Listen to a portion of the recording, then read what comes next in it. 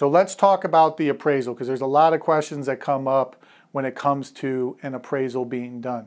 First and foremost, that appraisal is to ensure that what you're buying that home for is what it's worth, because the lender is basing your financing, whether it's 3.5% down, 15% down, that financing needs to be in place and in line with what you're purchasing it for. So if it comes in $20,000 low, then you got to renegotiate it with the sellers. If it comes in $20,000 high, fantastic, you're walking into instant equity and instant money right there. And you don't have to disclose that to the sellers, so you can continue negotiating any repairs you may come up with on that home inspection.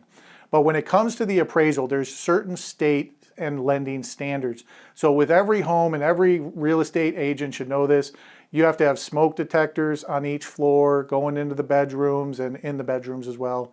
You have to have carbon monoxide detectors on each floor. You have to have the water heater double strapped in California due to earthquakes, and a couple other items as well.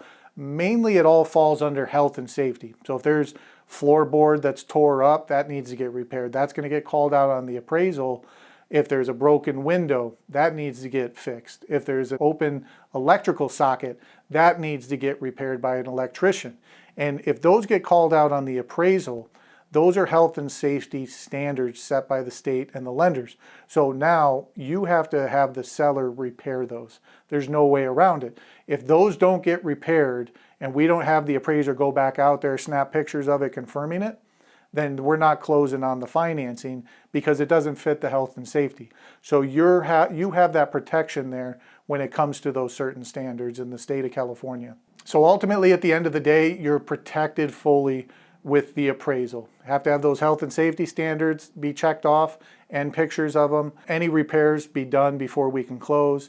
And now you're ensuring that if you're buying that home at X price, it's worth that. So you're not getting a bad or a raw deal.